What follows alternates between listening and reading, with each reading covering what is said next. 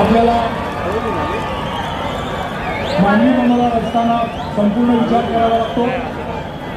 टाळ्यांच्या गजरामध्ये आपण नेताजी पालकरला पाठिंबा देऊया, पाठबळ देऊया. नेताजी पालकर अत्यंत सुंदर प्रयत्न.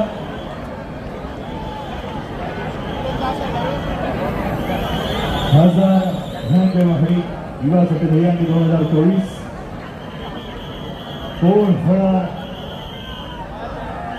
2024चा मानकरी तब्बल 3 लाखाची दहीहंडी.